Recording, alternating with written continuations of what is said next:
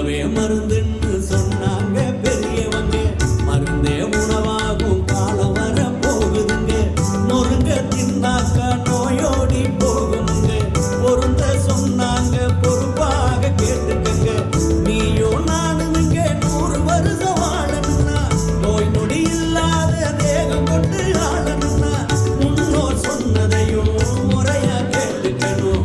முதன்மை தேகம்னு தலையில போட்டுக்கணும். பாட்டி வைத்தியமோ நாட்டு சமையலும் நாக்கு உறவைக்கும் வீட்டு கைமணம், ஆறு சுவைகளை நானும் சேர்க்கணும். ஆரோக்கியமா வாழ அதுவே துணை வரும்.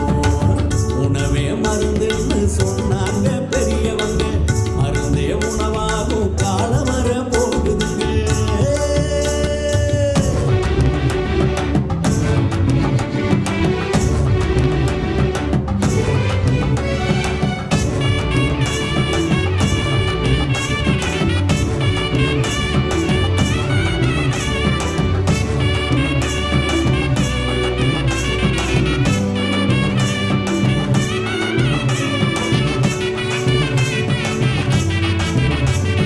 கமரு கட்டு கடுக்கு முட்டாய் கடிச்சு திங்க கடலை முட்டாய் வாய் மணக்கம் சூட முட்டாய் வலிந்து வரும் தேன் முட்டாய் கலந்த பழம் கொடுக்கா புளி உப்பு போட்ட ஒட்டு மாங்க கலாக்காய் கொய்யாக்காய் கட்டி விற்கும் பனங்கிழங்கு பொட்டு கடலை பொறி உருண்டை வாங்கி தின்னு பாரு பாலுங்கால 100 100.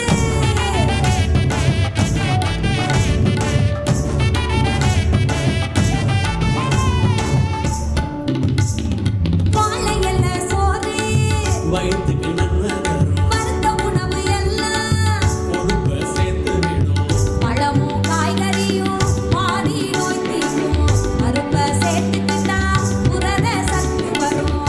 உப்பு சர்க்கரையும்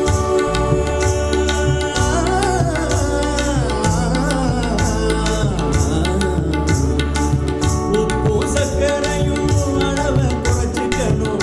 உள்ளூரில் விளைகின்ற உணவை புசிச்சிக்கணும். துரித உணவை விரும்பி உண்ணும் பழக்கம் மாறணும். தூய தேகம் வேணும்னா மதுவை தவிர்க்கணும்.